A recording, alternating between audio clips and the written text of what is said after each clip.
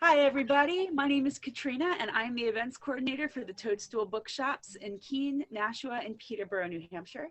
This morning I'm thrilled to welcome Erin Renouf Mylroie with her book, 101 Greatest Cookies on the Planet. Erin is a multi-talented person, lots of different interests, lots of different abilities, and she's going to walk us through her maple shortbread cookie recipe today. I'm going to turn it over to her. Yeah. Thanks so much. I'm so happy to be here. It's so much fun. I just finished writing this 101 greatest cookies on the planet, and I'm just passionate about cookies. I mean, I can't think of anything I would love more than a book. In fact, I used to do this October event called Cookie Bookie, where I would share a book and a cookie. That's so cute. Oh my goodness. Yeah, it's so much fun. So I did it in October because I love scary books. Like right now I'm in the middle of reading The House on Haunted Hill. What is it? It's the Haunting of Hill House. Shirley Yes, Jackson. The Haunting of Hill House. I'm like, wait, what is that? Yeah. I'm in the middle of reading Sleepy Hollow and Misery from Stephen King. So nice. Great. Those are some good stuff. Anyway, thank you so much. Thanks so much for being here, everybody. I really appreciate it. I'm so excited to walk you through what I think is honestly the best iteration of a shortbread cookie that you could ever find. I made a little batch last night. These are maple pecan shortbread cookies. And so they just have this really nice kind of fall in New England flavor. So there's, creamy butter and then this mint extract and dark brown sugar and toasted pecans. And they're just really, really good. And I think you're going to love them.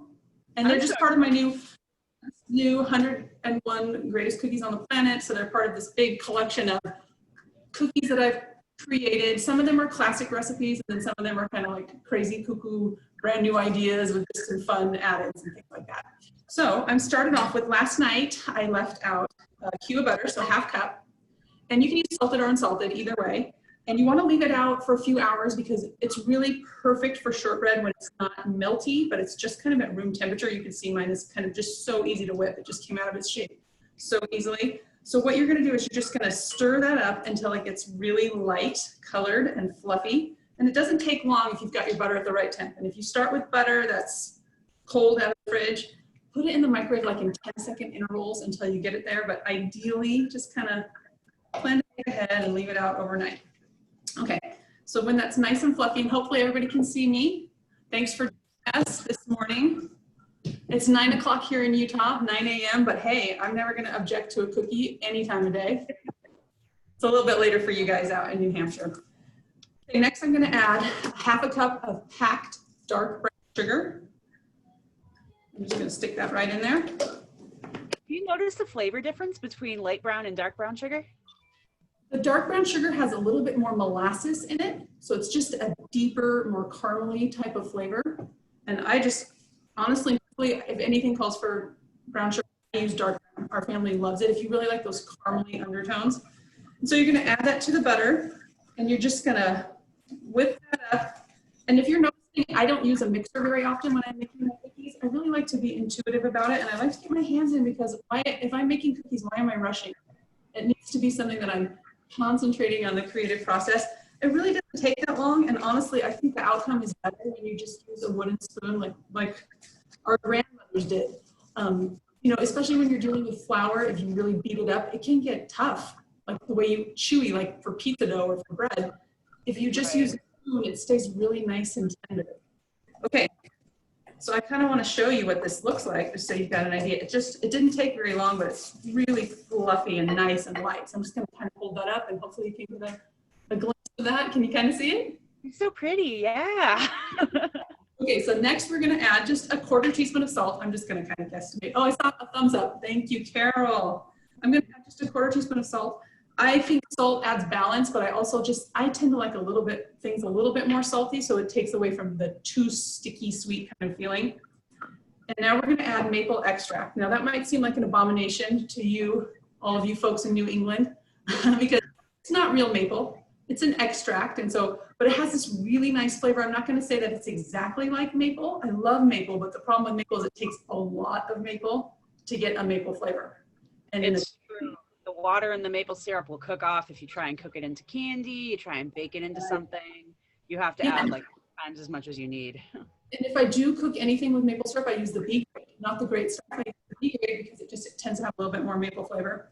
Oh yeah, we have a friend that calls it the bottom of the barrel because So when you're getting it together, it's the bottom of the barrel. it's true, and that's what's best. That's the best one for cooking. So I'm going to use, like, this one's called Mapleine. This one, if you end up buying this brand, which is probably the most common, it pours out really fast. So just be careful. I've made maple glazed donuts that I honestly, they were way too mapley because I poured out into right into my frosting. This one is from McCormick.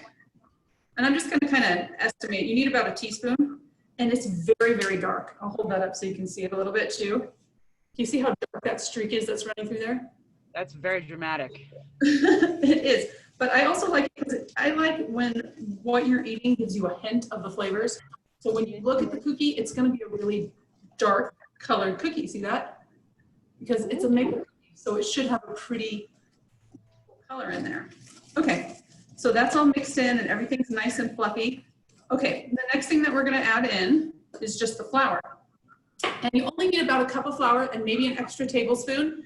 But what I do, because I really just happen to love this cookie dough, I do one little extra step, and it's not in my recipe book, so I'm giving you this little tip. I take the flour and I just put it in the microwave for 90 seconds. And then I let it cool down to room temp. And the reason I do that is because there's always potentially bacteria in flour. And if I wanna eat the cookie dough, then I heat it up for a little bit first. So it's just a little tip. Then you're just gonna kind of spoon your flour into this 1 cup measure. So this flour has had the bacteria killed in it, the potential bacteria. I've really never had any trouble eating raw cookie dough that didn't have an egg in it, but just to be on the safe side. So you're just gonna kind of lightly spoon it in and then stir that in. Now you can see, because I'm using a wooden spoon, there's not gonna be any toughening of the dough because I'm not going to overstir the dough. It's just going to be until it comes together. Now I wrote in my recipe a cup plus a tablespoon, and when I made the dough for my demo, I actually didn't even need that tablespoon. I'm kind of watching it today to see. I like it to feel a little bit like Play-Doh. It kind of feels like that. It's a little bit sticky. It's a little bit sticky, but you can hold it and not get it all over your hands. Okay, so that's kind of the texture you're going for. So I'm just gonna leave it at 1 cup. I think that was enough. We'll see what happens when I roll it out if I feel like I need a little bit more. Okay. So like I said, I think this dough is just absolutely delicious. Buttery and full of maple flavor. It's a really, really good cookie dough, so I'm eating a little bit. Heat up your flour ahead of time. Okay, the last ingredient that actually goes into the cookies is just chopped pecans. So I have some whole pecans here that I'm going to later save to put on top, like you can see in this little demo cookie. But I also like finely chopped pecans in the dough. So I have a bunch of pecans here. And I actually have pecans from my neighbor's tree. It's so great. She brings us, she's in her tree, and she has this big pecan tree. And when they fall out of the tree, if you don't run over and help her as fast as you can, she will pick them all up herself. So notice. Isn't that amazing? She's in her 90s and she will just do the whole thing herself. So we have to race over during pecan season if we're going to help her at all. And whether we help her or not, she shows up with tons of pecans for our family. So we always have delicious buttery pecans. That is an awesome, awesome connection. Wow. Isn't that so great? Yes. And it's so cute because she planted the pecan tree with her husband. She got a little sapling off someone else's tree and they planted it when they were newlyweds. Now it's this big towering tree. So it's just so a nice sweet. Oh my God. tree that you get to enjoy. Okay, so you want to chop these pecans pretty finely because you want them to sort of blend into the cookie. So you want about a 1/4 cup. I'm not going to measure. I'm just going to kind of stick them in here. Measure that with your heart, yeah. I was thinking about one of my last trips we did a trip to New Hampshire and Vermont, which was so much fun, and we stopped and bought some fresh maple syrup, or some bottled maple syrup, of course, because you don't go to New England without buying a few bottles of maple syrup, but you can't even believe the mistake I made. I put them in my carry-on. Oh no, they made you dump it, didn't they? Can you believe it? I had my heart. 6 bottles of syrup, and I thought, oh, I'll just put them in. I had a big carry-on bag, and I thought, I'll put them in here, they'll be safe. Yeah. It was when the new laws had changed too. And so, so I really didn't even think about it. And so I had brought them home for gifts for family, like, oh, I'll give everybody this bottle of maple syrup. So it was a sad, sad day, and I had to get rid of them all at TSA. But at least to the people at TSA, I said, please take these home. Pretend like I'm giving them as a gift to you. Don't dump them out. Just take them. I'm tasting the dough again. Yeah. Anyway, it turned That's out the okay. best part of confectionery and cooking. It really is. It's true. And the funny part about that story is I felt like I was buying this really great, wonderful quality New England maple syrup. So I was so frustrated the next morning when I flew home to Utah. I thought, I'm going to run to the store. I'll just go buy some maple syrup, and at least I have gifts for people, because I just feel so bad about losing my maple syrup. Anyway, same brand of maple syrup was on sale here, and it was cheaper. Yeah, that's how they get you. So I was like, oh my goodness. So, Oh boy. okay, I'm going to get out a sheet of wax paper here. A sheet of wax paper just to save cleanup. And we're going to take this dough that I just made that I'm nibbling on, and we're going to stick it on this sheet of wax paper. And then, now when you make shortbread cookies, a lot of people just cut them into squares. And if you feel like that's all you want to do that day, that's just fine. So I just kind of pat it down until you get about a 1/4 inch thickness. And I can see it's a little bit stickier than I probably should have let it be, because I didn't put that extra tablespoon of flour. So I'm going to just put a little bit on top, and I'm going to flip that disc over so I don't get any stickiness out here. Cooking is like, it's not a science, it's an art, right? And so it's an art, you have to pay attention. It's not something that you can expect the exact same results every time. So you just learn to be intuitive. And to me, that dough felt like, at one point, it felt just right. Now, I live in a really, really dry area too. I live in southern Utah, which is about 2 hours north of Las Vegas. When you think of Utah, you think of Rocky Mountains, but we're more like a high desert. Some of you may have been to Zion National Park or Bryce. It's that beautiful red rock. We're very near that. But it's a dry climate, and so when I make cookies and things like that, I always have to keep that in mind. Now, I have a rolling pin, and you can roll out shortbread if you like. Most of the time, I just sort of pat it into its shape. But if you want a nice smooth top, you just kind of roll it up. And then, does anybody have any questions so far? Yeah, if you have any questions, folks, please feel free to use the little chat feature. I'm gonna put that there. I'm so happy you're all here. Thank you so much. I really appreciate it. So, Erin, in your other life, Yes. You are a humanities professor at a university, is that right? That's correct. So how did you come to writing cookbooks from an academic background? I've always loved to cook. I've always loved to cook. I never thought about it as a career. I just thought about it as something like a hobby. And sometimes I think, when you think about what you want to go into professionally, sometimes I think it ruins your hobbies if you try to make a buck off something that you're creative or something that you're passionate about. And I sort of always felt like that about food. I felt like it was just this little corner of my heart where I could do something creative, but also share those things with the people that I love. I'm so passionate about baking and sharing. And I really try to bring something to my neighbors every single month. I love to bake and to share. I just think it's something so lovely that keeps us connected in our communities. So I just really didn't ever think, I could go into cooking professionally. And I think when I was thinking about a professional career, it was more, I just sort of fell into academia and just enjoyed learning, enjoyed the humanities, which I think go pretty seamlessly with cooking. It's all about art and enjoyment and the greatest things that human beings do. It's kind of like the opposite of reading the news. The humanities is all about the good things that human beings do, the masterpieces that they create, the way that we deal with reality, the art that we create as a reaction to what's happening to us. So to me, these are both about sharing the beautiful parts of life. Maybe that's just kind of really well stated. I love that. Emotionally is about what is good and what is beautiful. Share that. Okay, so while we're talking, I'm still going to cut out these cookies here. If you want a circle shape for your cookie, just use a drinking cup, this little ramekin that I sometimes use. You're just going to cut the cookie out, and I'll cut a few different circle shapes. I hope you can see it. Let me see if I back up a little. You probably can see me cutting it out a little more. That's a little better, yeah. Is that a little bit better? A little bit, yeah. I'm just going to cut these circles out, and then I'm going to use a spatula. What did I do with my spatula? It was actually in my sink from making the cookies last night when I did my demo. This is my favorite spatula. It's a very old spatula, and I don't even know where I got it from. It's you know what, though? That's how the best kitchen equipment comes to us. You don't remember where it was. You don't remember how you got it. You just know that that's the one you need. I honestly worry that I rented it from someone else's house or some kind of cooking event, because it just sort of appeared in my kitchen, and it's obviously not new. It could honestly be 50 years old, but it's become the favorite spatula around the house. Okay, let's see. Maybe you can see this a little bit right here. I'm just gonna put my circles of dough onto my cookie sheet.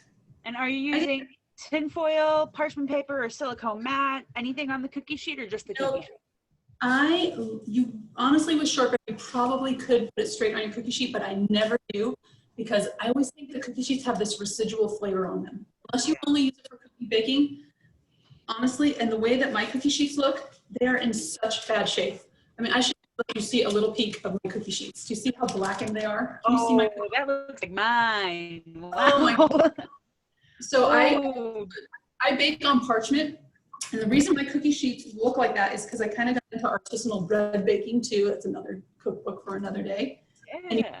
And really, really high heat, like 500 degrees, and it destroys your cookie sheet, because your cookie sheet will be in there preheating at 500 for an hour before you ever stick your dough in, and so it destroys your cookie sheets. And so I still use my same cookie sheets, but I'll just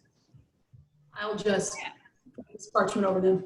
Okay, so now you can see I have a few circles here. I still have some extra dough. Can you see these little scraps left over down here? I'm going to tip the computer down just a little bit so you can see a little bit better. It's going to cut off the top of my head, but I think the cookies are more important than my scalp, as long as everyone's in agreement. Okay, that's fair. So I've got these little cookies here. Let's see, tip it down just a tiny bit. I think that's better. Does that look better? And I'll just kind of crouch down when I want to talk to you, okay? So one of the last little steps that I'm going to do is I've got an egg that I'm going to crack into the ceramic can, and I'm going to beat that up. Now, if you don't want to waste a whole egg, which sometimes I don't want it for something so little, you can just do the yolk, you can just do the white. You can actually just brush the tops of the cookies with even milk or cream. You're probably going to get the best result with an egg, but what I usually do is I put it on the top of the cookies, and then I make myself a few eggs. I hate to waste. I really do. I spent a couple years in South America, and I was so inspired by the way that they use absolutely everything in their kitchens. Like, they don't throw away potato peels, they don't throw away apple peels. They just used everything, and it's kind of informed the way I am in my kitchen too. I just feel really reluctant to waste anything. So I'm just going to touch on a little bit of this egg on every single one of these cookies. And then we're going to put a whole pecan right in the middle. So save your best little pecans, the ones that come out of the shell really nicely. Save those for the tops of your cookies. You're just going to press those in. I'm not very good at getting them out of the shell. In fact, this is really interesting too. My neighbor who has the pecan tree, she has a really fun device for cracking pecan shells. So it's really, really fun. It's this crazy little thing right here. And you put your pecan in the middle. Yeah. Oh my God. Isn't that so cool? Yeah, that's so cool. But I have to say, when I lived in Santiago, Chile, they had pecan trees there too. And the way that people pecan trees, it's crazy. They put it in the hinge of a door. So you open the door and you put the pecan in the door, and then you shut the door and it cracks the door. So you just kind of have to shut the door gently. You don't shut it all the way until the pecan cracks. I'm like, oh, I love these clever little workarounds, right? Okay, the last thing that I'm going to do before I stick these in the oven, I have some coarse sugar. You can use regular sugar, but the coarse sugar tends to be a little more sparkly and pretty. So I just put hardly any. It's hardly any. It just gives a little tiny bit of textural crunch and a tiny little bit of sparkle on the cookies. Absolutely 100% not necessary, but absolutely beautiful and pretty too. I'm going to put these in the oven at 350 for about 10 minutes, and then I'm going to show you what I do with the scraps, because we're not going to throw those away. I mean, I'm going to eat some of them for sure. Oh yeah. We're not going to throw them away. I'm gonna have my husband. We're gonna eat the cookie dough. Right. You guys can all say hi to Shane. He's in the background here. I'm just gonna hand those off to him, and he's gonna put those in at 350. You'll probably. Okay, so I've got this little bit of scraps, right?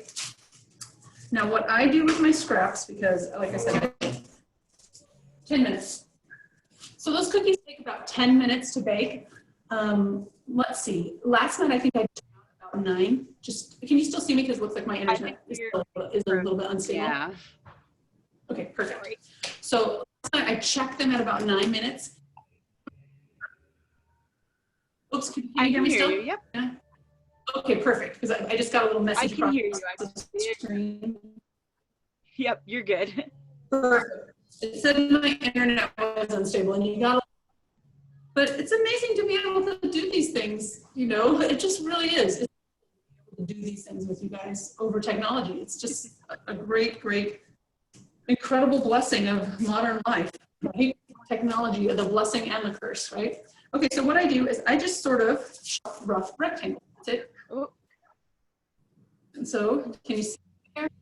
It's just a little rectangle. Yes. And then I will cut roughly down the middle. And then again, just because I'm trying to get the size about right.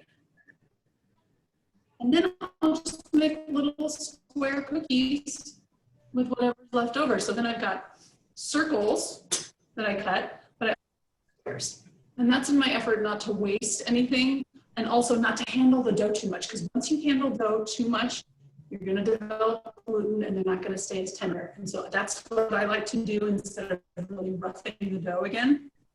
And so I know this is just a fussy little step, but I also like to cut off the edges and make sure that they're clean on this. I'll just cut off the edges, and that will kids to eat too, and my husband will eat. We love cookie dough. And then, like I said, since I heated the flour and there's no eggs in the dough, you know it's safe to eat. Right. It's really delicious. So the great thing about making shortbread cookies is that they really do keep their shape. They're not going to run. There's no baking powder. There's no baking soda. There's no egg in there. So they're going to keep their shape in the oven. They're not going to spread a lot. So you can see I've got 4 little perfect squares there. I'll put those in on the cookie sheet too. We'll bake those, and I'll just keep. Sorry. I'll just keep this dough. This is really, really, really great cookie dough. Great cookie dough. What was that? You're frozen again. Oh, I didn't hear. What was that, Katrina? You're frozen again. I'm sorry. Did you lose me for a sec? You're frozen. I can hear you, but I can't see you. Oh. Can you hear me now? I can hear you. Yep. Okay. I just can't see you. I can see. Oh, okay. As long as you can hear me, I'll just keep on talking. That sounds great. Here, I'm going to give you one more pro tip on shortbread, and this goes for any. Great. And it goes for any shortbread, not just this maple pecan shortbread, but one of the tricks that Scottish bakers use is that they know that shortbread tastes lighter and sweeter if you actually let it sit for about 30 minutes in the refrigerator before you bake it. And the reason is because some of the water that's in the butter will actually evaporate out of the dough. And so the flavor just gets a little bit more concentrated. It's kind of a fussy step, so I didn't include it in my cookbook, but I sometimes do it myself. So if you like and you have a minute, just take your whole cookie sheet and stick it in the fridge for 30 minutes and then bake your cookies. And that's probably what I'm going to be doing with these little guys here. I'll stick them in the fridge. Okay, put my screen up a little bit more. Shane, would you mind doing that for me? Just to put it up. And then if you've got any questions for me, I'm ready for some questions or just any kind of comments.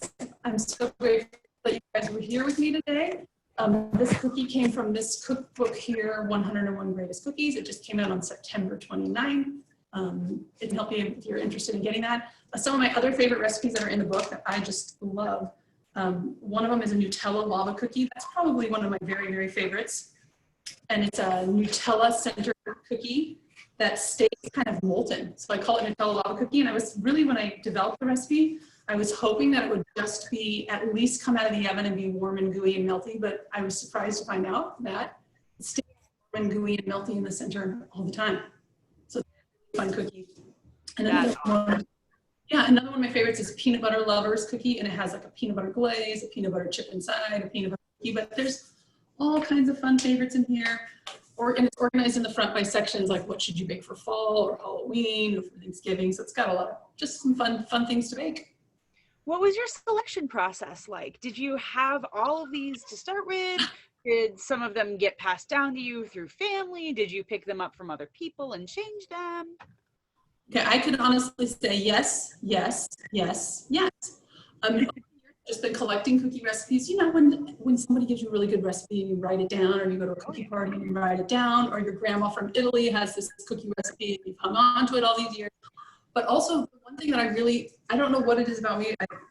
I love to talk about food with strangers. If I meet somebody on the bus, if I meet somebody when I'm traveling, I'll always say, hey, what's a good restaurant around here? Or do you know any place that's good to eat? Or do you have any good recipes? So I'm always just talking food with strangers. And so I've just gotten some really amazing recipes from people over the years. I've also developed a lot of these recipes on my own, or maybe like I'll go and have a cookie somewhere and I'll think, oh, that was so fantastic. I've come home and create it. And then this has become this really great thing with my daughter. I've got a daughter that's 19 years old, and she and I just have been baking. We set aside since she was itty bitty, we set aside one day a week and we baked together that one day. It was Thursdays. And for the first couple of years of her life, honestly, it was maddening because all she wanted to bake was a pink cake. I baked a pink cake like every Thursday for about a year. And my son, who was, I know, it was so maddening, but I thought it would be fun to let her choose what she wanted to bake, and we baked that. But eventually she progressed into making all these great cookies too. So we've just sort of collaborated and developed all these different cookies together too. So the crazy thing was, though, this was a recipe book for 100 cookies. I actually started by writing about 400 of my favorite cookies. 400. 400. Wow. That's the cookie swap that I want to be at this Christmas. Wow. Oh my gosh, I made a mock table of contents for myself, like with all my favorites, and it was about 400 cookies. And I thought, okay, that's not gonna work. So then I trimmed the list down and actually developed and made the recipes for about 150. I wrote them all out, so it could have been a 150 recipe cookbook. And then I had to pare down from there. And that was really, really hard. It was really hard. In fact, I honestly feel like I want to share some of those recipes. There was this really great one that we just made them on Saturday, my daughter and I last Saturday. Yeah. It was this really great Halloween cookie with candy corn and with cornflakes. And some of them are chocolate and some of them are vanilla, and they're so good. That's so cute. Oh, I love candy corn decoration for chocolates, for other things, for anything, really. Yeah. Candy corn is quintessential. Yeah, there's such great cookies, but I bet I'm frozen again because I saw the power go. Am I still with you guys? Yes. Oh, good.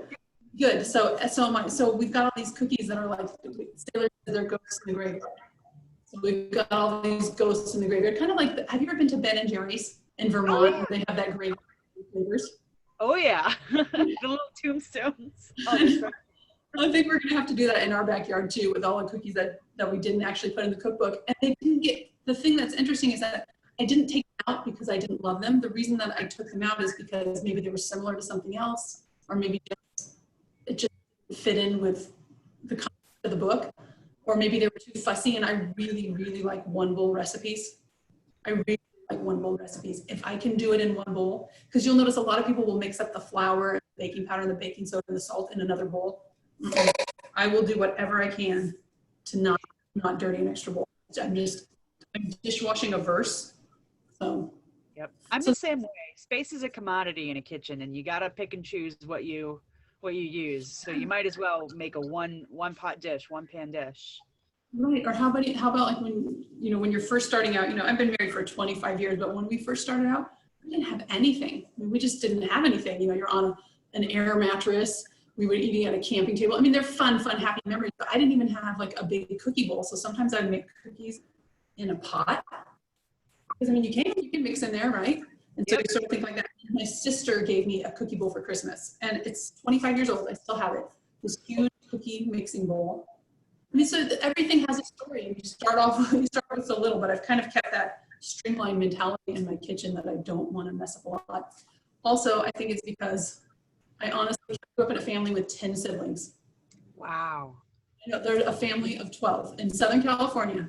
So my family is Italian, big Italian family. There's 10 siblings, and I'm number 4 out of 10. And so I had 2 dish nights for the week. My partner was my little 4-year-old sister. So I'm like 10 years old with a 4-year-old dishwashing partner. And so I know. I still laugh about it. Are they done, Jane? Oh, it's done. Just looking at the time's done. Okay, perfect. Yeah, those look great. So my cookies are coming out of the oven. I can't believe I talked for 10 minutes. You guys. I'm excited. Oh, thanks. Yeah, they're coming out. They're done, and they smell good, and they're looking so good. I'm going to just show you really quick because let me get one over here. I think when they come out, you can't. They almost look like they're not done. They look like they're just barely set, and they're still soft. Take them out because they're going to set up. There's going to be residual heat on your cookie sheet. They're just going to keep on cooking. If you like a crisp, crunchy piece of shortbread, give it a minute or 2. But I tend to like my cookies a little bit soft, just a little bit soft, a little bit tender. So that's when I take them out. And then they're so good, not just today. Shortbread is the best because it is so good.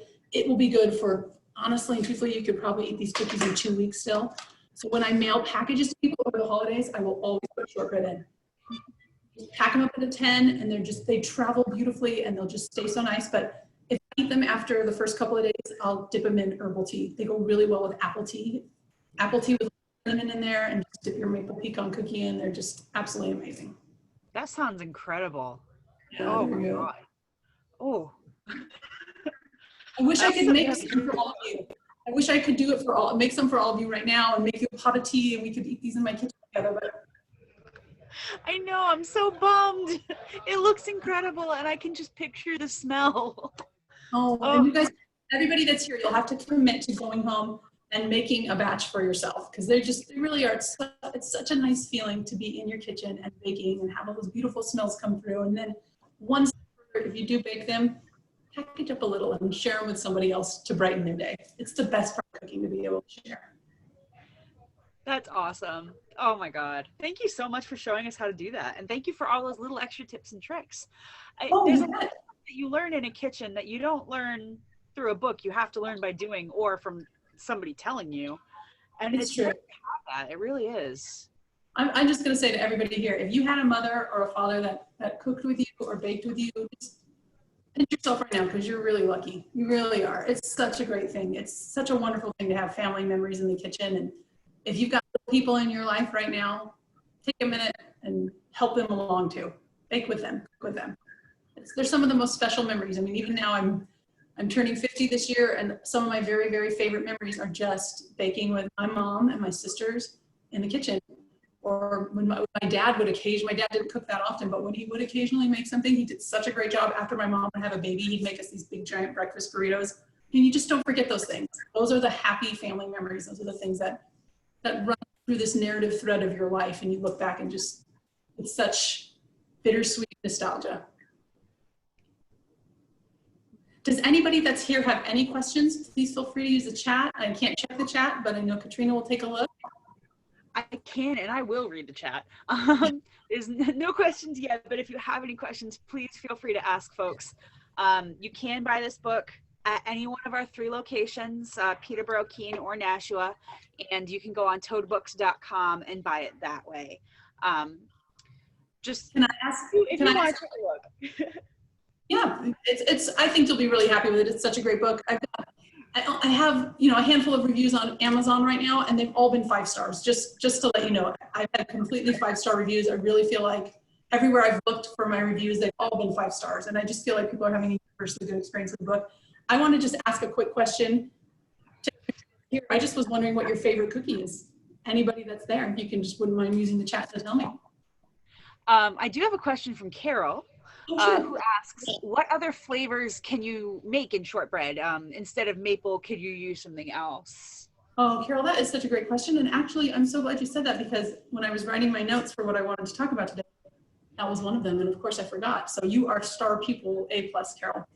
In the recipe that I have in my cookbook, I mentioned that you can use almond extract instead of maple extract. But honestly, truthfully, you could probably use just about any extract. And I have used vanilla. You can use coconut extract. You can use, there's one that's called cake batter that's kind of a buttery vanilla buttery vanilla and almond. You can use that. You can use there's lime extract, lemon extract, orange extract. And if you're really bold and you like Italian flavors, there's an anise extract that gives kind of a black licorice flavor. Yes, okay, Katrina likes that one. I love anise flavored things. Okay, my favorite candy store, it's the best flavor candy. It just is. Okay, I had the best little anise cookie in my cookbook that I took out because a lot of people don't like that flavor. If you go into an Italian bakery, they do these little anise flavored cookies that are just round and they have sprinkles on top, a little frosting and sprinkles on top. Exactly. I'm gonna send you that recipe. Thanks, Thank you. Carol. Yeah. Awesome. Oh, and I don't know if I said, but coconut is also very good in here too. And I like whatever flavor you decide to put in your shortbread, try to give a little clue on the outside of what's in it. If you're doing coconut, put a little bit of coconut on the outside. If you're doing almonds, maybe just 3 little sliced almonds on top. I just think it's always nice when you're baking that somebody who doesn't like coconut can look at that and say, okay, there's obviously coconut in there, but someone who loves coconut is going to come and take 3. It's great. Give a little clue on the outside of your cookie what the flavor profile is going to be. Did anybody say what their favorite cookie was? I'm just so curious. I love to hear. Nobody has told us yet. What is your favorite cookie, guys? I want to know. I'm nosy. Share. I know, I do. See, I love talking recipes with strangers. I'm sure everybody has really good recipes too. Ooh. Carol says her favorite is a lemon poppy seed cookie. Carol, I had a lemon poppy seed in there. I had one in there, and honestly, truthfully, if you want to email me, I will send my recipe for lemon poppy seed to you. If anybody else has one they want, I will just email them to you. So Carol, I'll send you my lemon poppy seed. I love them, especially at Christmas. I think they're really nice. The reason I like lemon poppy seed at Christmas, you might not think, oh, that doesn't sound that Christmassy, but when you're getting a tray full of chocolate and peppermint and nutty and pecan and caramely, I don't know why, it just tastes really refreshing to have a lemon poppy seed cookie on that tray for variety. So good. Yeah. Else share their favorite cookie? Variety is the spice of life. It is, especially when you're baking over the holidays and you want a tray, like, you know, a beautiful cookie tray that shows a wide array. Very German too, very German and Czechoslovakian, Carol. My husband's family comes from Czechoslovakia. Lots and lots of poppy seed recipes. I mean, don't you know poppy seed is the filling of a cookie? So you bite into the cookie and then all these little black seeds come tumbling out in like a sugary glaze type of thing. I think somebody left a comment. I can, it's kind of for me. And I'm a person that needs glasses. I need them. So. NG says that their favorite is pumpkin cookies. Oh, I love pumpkin cookies so much. I have such a hard time waiting for October 1st for pumpkin because I really try to focus on apple in September, but I have in my recipe book, I've got a pumpkin cookie with a brown butter glaze on top. Oh my goodness, they're really, really good. And then I've also got, just coming off the top of my head, I've also got a pumpkin biscotti that's dipped in dark chocolate, and then it's got pumpkin seeds on the outside. Oh my goodness. I love, and I have a soft pumpkin chocolate chip cookie recipe in there, but I wrote it to be vegan. And the reason I did that is because I included a lot of vegan and gluten-free recipes in here. It's not meant to be a specialty baking book, but because I'm so big on sharing what you bake, I want this book to be something you can share. I have lots of people that are eating vegan and gluten-free in my life and dairy-free. So I try to develop a lot of different recipes. So if you're baking for specialty eaters, then you've got something for them. And the reason that I specifically chose a pumpkin cookie to develop for vegan is because pumpkin so easily takes the place of egg in a cookie. You can take the egg right out, put the pumpkin in, and it keeps the cookie soft. It helps it rise up a little bit.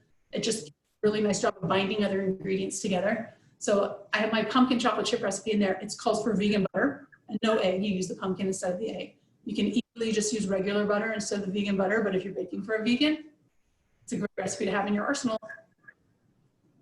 It's awesome to have recipes that you can change in and out like that. The versatility is absolutely phenomenal. Throughout all this whole book, I did take a peek through some of these recipes. I have a sweet tooth. It's the variety and the simplicity, and there's something for every baking level and something for every taste, which I really, really appreciate. And the photographs, folks, if you haven't opened this up, there are some incredible photos in here. Thank you so much. Yeah. Did you bake all of these photos of? Or I have a photographer that did it, and her name's Ekaterina, and she's just absolutely incredible. She did such an incredible job. She was someone whose work I followed, and I was very hopeful that she'd be willing to photograph for my book. So I've actually never met her in person. She took all the recipes, which honestly, it feels so nice to know that somebody else could follow your recipes and come up with these beautiful versions that they made themselves. I didn't make those. Somebody else. You know your recipes are so solid, they work so well that anybody can pick up the book, make the recipe, and make it look beautiful and make it be something that they can be proud to share and proud to eat. Oh, that's fabulous. Wow. Yeah, it's great. And she did just a beautiful job. I'm still blown away. Sometimes I just flip through the book myself and I'm blown away. One of the things that makes me happy too, that I've gotten a lot of feedback from people on the book, is that I've had a few people tell me that they just picked it up and read the book and they didn't even bake anything. They just read it cover to cover. That makes me really happy, because food is about sharing. It's not just about what you're eating. It's about sharing experience. Everything that you bake in your kitchen has a story that goes along with it. And there's silly stories. My neighbor's pecan tree, the Vermont maple syrup that I bought that I didn't get to bring home, right? The Scottish baker that gave me the tip to put your shortbread in the fridge for 30 minutes. There's just these wonderful opportunities to share stories when you share food. It's all about sharing and giving from the heart. That's phenomenal. Oh, I love that this is your approach to this. I think it really shines too in everything that you write, because all of your little recipe notes too, your personality really just brightens them up. Sometimes so many people like to just skip the recipe notes, but I'm like, no, that's the best part. That's the best part. You get to see where this came from and why. It's true. This is so interesting. I am guilty of sitting in the cookbook of little bookstores. You just find yourself a little puff to sit on, and you just read through the cookbook, and it's just such a lovely, comforting, warm, homey experience to read about food. Well said. Well said.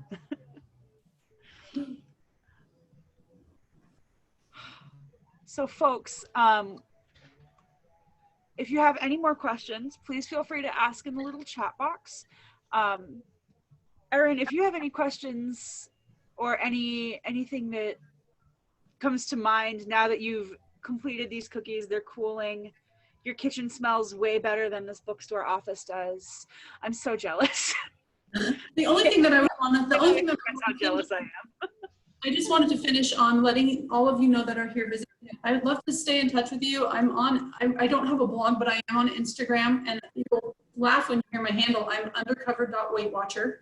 Doesn't sound like I was making cookies, right? But I try to live a pretty balanced lifestyle. So I eat really pretty healthy, and then I bake my cookies too. But I'd love to keep in touch, and then that way if you have any questions for me, feel free. I'm really good about answering comments or direct messages on my Instagram. I don't know if there's a way to link my email if somebody feels more comfortable emailing me, but I'll just let you know what it is because I feel perfectly comfortable. Probably the fastest way to reach me is, well, actually it's kind of a strange spelling, but vsmylroie@aol.com. Hopefully I can link that somewhere. Katrina. I can put it in the description of this video if you'd like. Yeah. Yeah, absolutely. I'd love to stay in touch. And if you've got a great recipe that you love, send it. Yeah, I'd love it so much. I love when people share their recipes with me, and I will actually make it. I really will. I'll give you feedback too. I'm sure I'm going to love it. Thank you so much for having me today. It's been wonderful. Thank you so much for coming and doing this with us, and thank you so much for the baking demonstration. That was so cool. You bet. I'd love to come back at Christmas time. I've got all kinds of Christmas recipes. Oh boy, yes, please keep in touch. Folks, this video will be posted on our website and on our Facebook page and on YouTube. So if you would like to go back and rewatch it, if you missed the baking portion, this will all be available to you. This book is available again through all 3 Toadstool bookshops, www.toadbooks.com. And Erin Renouf Mylroie, thank you so much for coming, and thank you so much for writing such a lovely cookbook. Really and truly, there's something special about baking.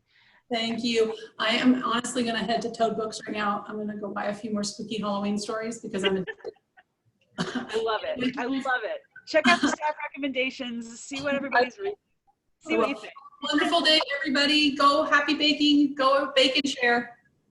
Thank you very much. Have a great night, everybody. Have a great day. Thanks. Thank you, Erin. You bet.